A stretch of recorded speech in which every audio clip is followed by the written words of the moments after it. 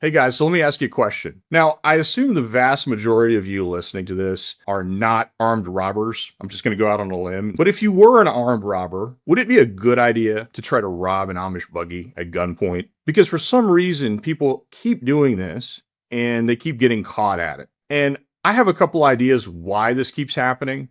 I'm going to share those in a minute. But let's take a look at this story and what happened in northwestern Pennsylvania. This is out of WFMJ. A 30-year-old man from Mercer told police that a small black sedan stopped in front of his buggy. So this is an Amish man. A male suspect described as a white male wearing dark clothing and a medical mask. Guess we got used to having medical masks on, so maybe that's not as an alarming sight since the COVID pandemic. Maybe makes a nice semi-disguise. Approached him with a firearm and demanded his wallet. The victim gave the suspect his wallet and the suspect fled in the sedan. So that's buggy robbery number one, but this person apparently wasn't done. While at the scene, troopers were contacted about a similar incident on Leesburg Station Road. This is in Mercer County, northwestern Pennsylvania. A second victim, a 22-year-old New Wilmington man, reported that a small black sedan drove alongside his buggy and demanded his wallet, but the outcome in this case was going to be different. The buggy driver refused to give the suspect his wallet, and the sedan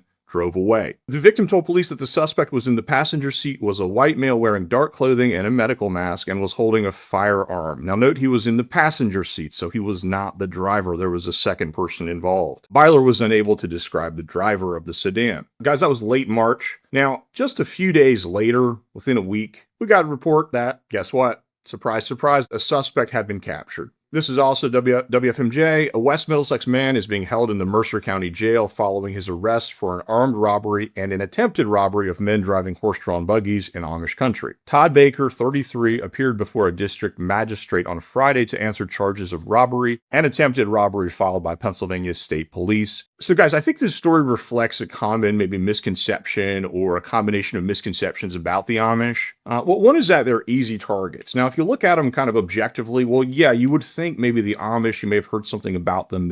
You might have heard they're peace-loving, pacifistic, that they don't, use force against other people. So if you're a would-be armed robber, you might think, oh, okay, that's a good person. That means I'm probably not going to shoot back at me. You also look at them from the perspective, well, they're in a buggy. A buggy has a horse attached to it, and it can go maybe 8-10 miles an hour. They're not going to chase me down. They're not going to be able to get to police to alert them quickly. They're not carrying a smartphone where they can just call immediately or take a photo of me, although some do. Okay, that's another story. But you combine all those ideas and, you're driving around and, we don't know the motive of these people. I suspect sometimes in some of these cases, it's probably related to drugs. I mean, you're going out for easy hits for your next fix or whatever. And, you think, okay, there's Amish around. In my view, as an alleged robber, a low risk, a potential low to medium gain target. I mean, how much cash is someone going to be carrying a buggy? I don't know. There's not a lot of valuables in there, but you can see how someone, if they're in a desperate position, might decide the Amish are the target for them. But there's also another misconception here too, that, well, the Amish don't contact authorities. They just kind of live by themselves and they have their own, law, or they have their own way of dealing with things. Now, to some degree, there's a kernel of truth to that, because the Amish in the past haven't contacted authorities about every crime that's happened inside their community, sometimes perpetrated by Amish people, although the Amish as a whole are quite generally very law-abiding. Some things are handled within the church, okay? And that's another topic as well. But leaving that to one side, this idea that the Amish don't contact the police is, for the most part, false. Okay, we've seen a lot of examples of Amish doing that. They may not have immediate access to the phone, especially in some of the more conservative communities. But in most cases, if something serious happens, they're going to get to the phone. They're going to call police. This isn't just robbing buggies on the road, but this is also when criminals target Amish homes for break-ins, thinking that there's nobody home. Maybe they're out at church or whatever. But the thing about that is there are other eyes out there as well in Amish communities. And people are going to be home in some places. Just because some people are off at church, the other side of the road may be a different church district and they're not at church. People are going to notice unusual cars that come down lanes and so forth. So my point is, the Amish are not the super easy target that a lot of would-be criminals might think they are, and that targeting the Amish is more than likely going to end up with you getting caught. So that's what happened in this case, this alleged, robber. The other thing about these crimes is that more often than not, it's not like the person who does the robbery is driving like 2 states over or even like an hour or 2 away in their own state to a different Amish community.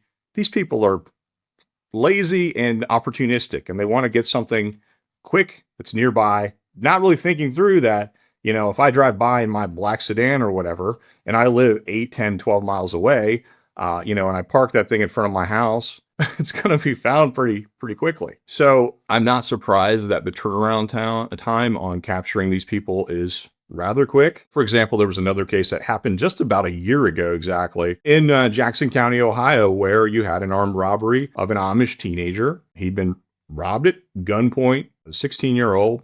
And of course, the robbery victim, Amish or not, has eyes. They can identify what your vehicle looks like. They can look at you and give police a description. This person just came around in a black truck, brandished a firearm, demanded money from the teen, fled the scene. And within a day or 2 max of the report, you had a suspect behind bars already. And it was another local person. Again, I guess it's desperation, not thinking through, being lazy, being dumb about it. I don't know, but these people tend to hit Amish people locally. Okay, and I'm not trying to give like a guide to robbers on how to rob the Amish, but a lot of the misconceptions about the Amish, that they don't contact the police or whatever, that's false. So wherever you do this type of crime, it's not like you're like going to be immune from being reported. So there's another interesting detail about this recent robbery and robbery attempt. And that was what I already mentioned. There was a second person involved. So what's that all about? Well, there was a driver. And in the report of the suspect's arrest, there was this interesting line. So according to that report, quote, "Court records don't show if anyone else has been charged in connection with the crimes," which is a suggestion that if we know there's a driver, but they hadn't been charged yet,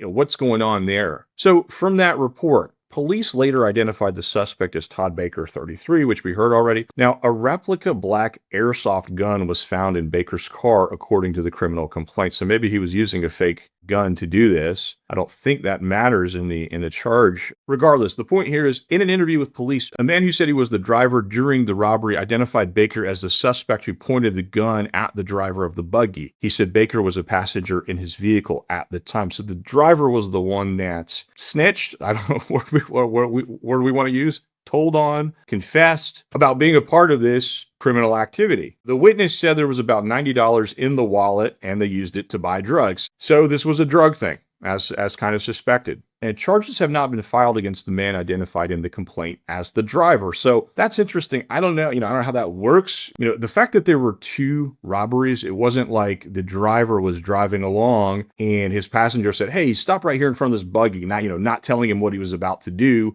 and then went out and, try to rob the guy. You could kind of see an argument there. Well, hey, I didn't know what he was doing. I just stopped the car. I'm not, the fact that there was a second robbery attempt made seems to be pretty incriminating. But as far as I know from the most recent reports, there haven't been charges filed against that second person, the driver. But in the end, Baker, the alleged robber, faces felony counts of robbery and attempted robbery and has a court hearing scheduled for April. In a nutshell, what have we learned here today? It's not a great idea to try to rob the Amish, even though if you are a potential robber listening to this right now, which I know most of you are not, even if you think they may be an easy target, they have eyes, they have means of contacting the police. Some of them are going to have that in their buggy because some Amish carry smartphones, Amish youth, Amish and more progressive communities. If not, they're going to be able to get to a phone. They're going to be able to identify you. They're not going to just pretend it didn't happen. And this is even this is a relatively conservative traditional Amish group that this happened in. So it's not just like if you go to the traditional Amish that are the most allegedly closed to the world, they're going to be quiet too. No, that's not how it works. So all you potential Amish buggy robbers out there, take heed, take note of the story. Let's not do that. Let's not do that. Let's get help. Let's get help. If you got a drug problem, I know it's easier said than done. There are programs out there. Get help. Look into them. Guys, that's all I got to say today. Hit like if you found this video interesting, informational, entertaining. Hit subscribe if you haven't done that yet, and I will talk to you next time.